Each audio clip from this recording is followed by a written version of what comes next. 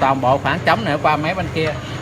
Và mình dùng cái con đỡ này nè, con đỡ khoảng dài này, bởi vì cái khoảng dài nó tì lên trên bề mặt của này thì nó sẽ không đẩy diện tích tiếp xúc của nó lớn, thì nó sẽ không làm cho thằng này biến dạng, mà nó đẩy nguyên một cái phần kia nó sẽ đưa qua bên kia. Đây mình thử cho bạn coi. Đây, ví dụ như bây giờ mình thấy một cái khoảng trống ở đây rồi nè, thì cái khoảng trống ở trên này càng cao lên chừng nào thì nó cho cái cung này nè nó đi qua càng nhiều chừng nấy.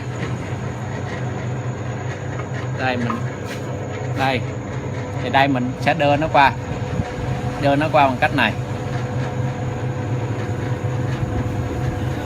Đó, tới khi nào mà mình cảm thấy nó vừa được rồi thì mình ngưng nó lại, để nó một tí xíu, rồi xong rồi mình trả nó về, thu cái con đội về. Đây mình đang thu cái con đội về, thì lúc này nguyên cái phần bị đảo qua mé bên tay phải này nó sẽ bị ép qua mé bên tay trái, thì làm cho cái vành của mình nó trả về cái vị trí ban đầu. Thì mình sau khi ép nó qua vị trí quá mé bên tay trái rồi đó, thì mình nới lỏng cái thằng này ra, và mình cho tạo cái khe hở này, đừng cho thằng này nó cọ vào đây.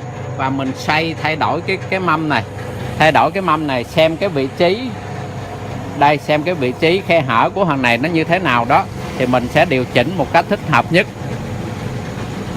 Đó thì mình điều chỉnh, mình thấy chỗ này nó còn cọ đối với cái mép bên này thì mình cho nó vào, ép cho nó vào nữa. Thí dụ như đây nó còn cọ đây các bạn thấy nó còn cọ khoảng này phải không? Thì bây giờ các bạn vẫn tăng cái thằng này lên, tăng cho nó cứng, cho nó chịu lên cái thành này, và chịu lên hai cái điểm đối diện của cái mâm này, nó chống cái cung này. Thì mình vẫn dùng cái con đội đó, mình đặt vị trí này, mình ép nó qua. Nhớ các bạn là để cái tâm của cái con đội này luôn luôn đúng vào cái điểm của mình cần ép, chứ mình đừng có để mà nó trật xuống dưới thì lúc mà ép thì nó sẽ trật. Mình để cho nó thẳng tâm của con này, mình ép nó vào. Đây là cái điểm của mình cần qua. Đó, thì nó sẽ đưa toàn bộ cái cung của nó sẽ qua cho mình. Còn đối với mé bên này thì đối với mình cần cái sữa mé bên này thì mình chỉ cần di chuyển. Đây mình để cái con đội là đây, mình chỉ cần di chuyển cái con đỡ này qua về phía mé bên này, mé đối diện của nó. Do cái máy này máy mới nên mình sử dụng nó, mình chuẩn bị đi giao cho khách đó, nên mình cũng sợ nó bị tróc sơn lắm, nên mình làm hơi cẩn thận một tí. Thì đối với cái mâm này thì mình muốn cho nó ép cái phần bên này qua, thì mình chuyển nó cũng kê cái con đội này cao lên, kê cái vị trí cái con đội này cao lên. Đây vị trí con đội này, và mình tăng thằng này chạm vào cái vị trí này. Mình sẽ kiểm tra đây các bạn thấy nè, đây nè, đây là cái khoảng hở của cái mâm này. Bây giờ mình đang muốn là cái mép mâm bên này nó dồn qua mép bên này để sao nó thẳng hàng với cái mép ở đây. Thì đây bạn thấy cái khe hở của nó nè, đó, cái khe hở của nó rất là lớn, đúng không? Thấy không? Thấy cái khe hở nó rất là lớn. Thì mình quay đúng cái khe hở đó, nằm ở dưới, nằm phía dưới này, mình tăng cái con đội này nó lên cho nó cứng lên, tăng cái con đội này cho nó vừa chạm cái này. Nếu mà mình thấy cái khe hở nó nhiều quá thì mình nới lỏng cái con đội này khoảng cái chừng bao nhiêu ly đó, thì mình nới lỏng nó ra cho nó hơi lỏng. Có nghĩa là mình muốn cho nó qua hết cái cung này thì mình vẫn dùng cái con đội này, giống y như mé bên kia của mình hồi nãy mình đang thực hiện. Đây.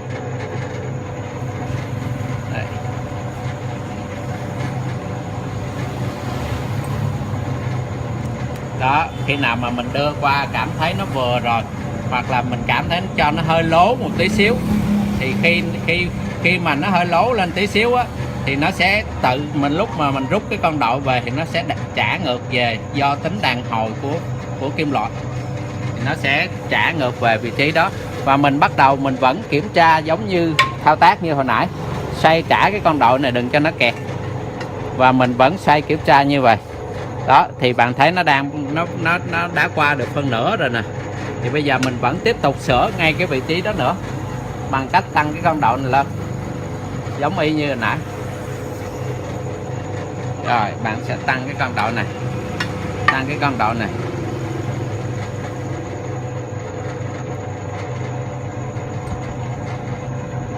Đó, tăng cái con đậu này thì cái con đậu này nó sẽ ép cái cung này toàn bộ được đi qua bên này. Mình phải dùng cái con đậu dài này, cái con đỡ dài này nha, bởi vì nếu mà mình dùng cái con đỡ ngắn này thì cái khoảng tiếp xúc của nó ngắn thì nó sẽ đội cái khoảng ngắn này vào thôi, còn đâu nó không giữ được cái khoảng cách của hai thằng này song song được, nó ép cái phần đó thôi. Thì mình dùng cái con đậu dài này mình mới đưa được tất cả những cái phần lùa hết về méo này. Sau đó mình sẽ thu cái con đậu về và mình kiểm tra thêm một lần nữa. Còn nếu mà mình thấy cái mép ở bên này nó đang bị biến dạng nhảnh lên gì thì mình vẫn dùng cái cục hồi nãy, cái phần ngàm hồi nãy mà nó ôm như vậy á, thì mình tựa lên cái vị trí của cái con đậu này, tựa lên vị trí này, mình chọn, mình lừa cho làm sao mà cho nó xoay cái chiều nào cho cái ngàm của nó ôm sát nhất. Cái con này là cái con của cái bánh sau và cái con này thì con của bánh trước.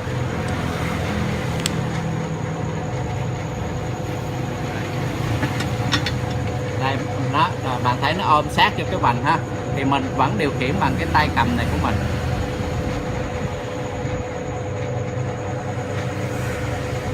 Đó, và bạn nhớ là chịu cứng thằng này lại nha, để cho nó di chuyển. Lúc đó thì cái con đậu này mình hạ thấp nó xuống, hạ thấp nó xuống cho nó chịu cái phần dưới này của cái mâm thôi, phần dưới này của cái mâm. Bây giờ mình làm lại nè. Đây. Mình phải hạ thấp thằng này xuống để cho cái khoảng trống ở dưới này nó không còn cái khoảng trống ở dưới này, thì mình ép thì nó mới chịu cái phần đế của mình lại thôi.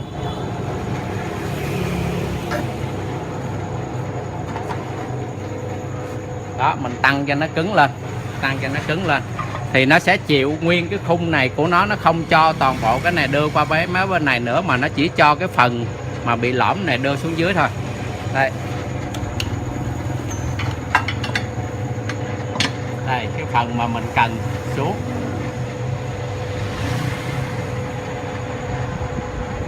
Đó, bạn thấy nó xuống không? Thấy nó xuống không? Thấy vị trí nó xuống không?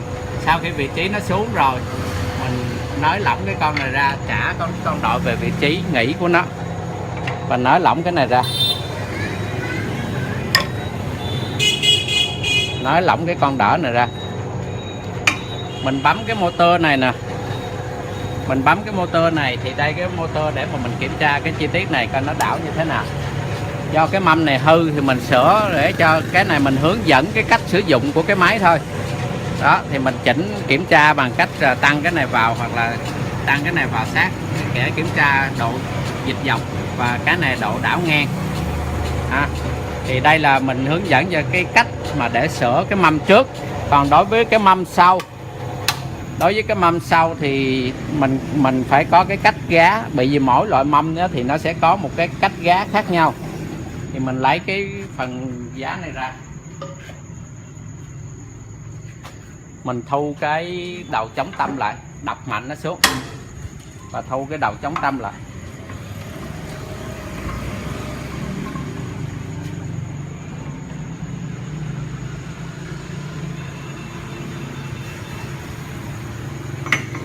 Thu cái đầu chống tâm này trả về vị trí nghỉ của nó và mình trả thằng này về. Do cái máy này máy mới chuẩn bị giao cho khách đó, nên mình làm thì nó hơi kỹ tí xíu để tránh nó chảy nước sơn đó.